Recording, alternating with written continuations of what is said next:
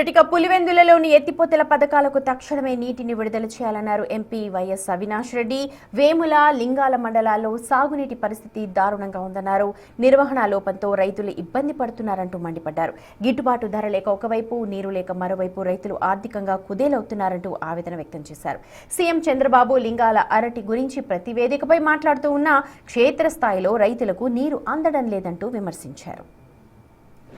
ఎత్తిపోతల పథకాలు మెయింటెనెన్స్ అత్యంత అధ్వానంగా, అత్యంత అసమర్థతగా ఉన్న నేపథ్యంలో లింగాల మండలంలో కావచ్చు, వేముల మండలంలో కావచ్చు, అనేక గ్రామాల్లో రైతులు తీవ్ర ఇబ్బందులు పడుతూ ఉన్నారు. వారందరి సమస్యలు విన్నవించడానికి జగన్మోహన్ రెడ్డి గారి ఆదేశానుసారం వాళ్ళందరి సమస్యలు కూడా విన్నవించడానికి నేను, నాతో పాటు మా సతీష్ రెడ్డి అన్న, వేముల సంబంధించిన రైతులు, లింగాలకు సంబంధించిన రైతులు అందరం కూడా ఇందాక లింగాల కుడికాలువకు సంబంధించిన ఆఫీస్కి వెళ్ళి కుడికాలువలో ఎత్తిపోతల పథకాల పనితీరు ఎంత అధ్వానంగా ఉందో, ఎంత నిర్లక్ష్య వైఖరితో ఉందో వారి దృష్టికి తీసుకెళ్ళాం.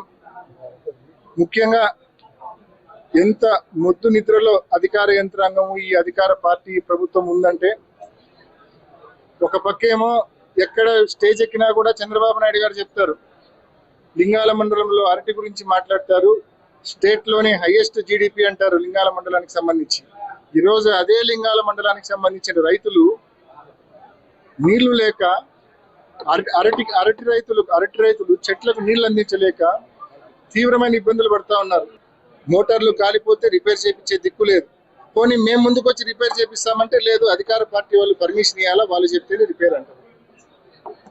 ట్రాన్స్ఫార్మర్లు కాలిపోతే రిపేర్లు చేయరు. మేము ముందుకు వచ్చి ట్రాన్స్ఫార్మర్లు పెడితే అధికార పార్టీ వాళ్ళు పర్మిషన్ ఇవ్వాలా, వాళ్ళు చెప్తేనే ట్రాన్స్ఫార్మర్. ఏందండి, నీళ్ల కాడ గాలి కాడ కూడా మీ చిల్లర రాజకీయం ఏందండి? అసలు బుద్ధుండే ఇటువంటి ఆలోచనలు, ఇటువంటి మాటలు మీరు మాట్లాడుతున్నారా? ఒకసారి ఆలోచన చేయండి. ఈరోజు నీళ్ళు అందక రైతులు ఎంత ఇబ్బంది పడతా ఉన్నారనేది ఒకసారి మానవత్వంతో ఆలోచించమని చెప్పి వాళ్ళని కూడా నేను కోరుతా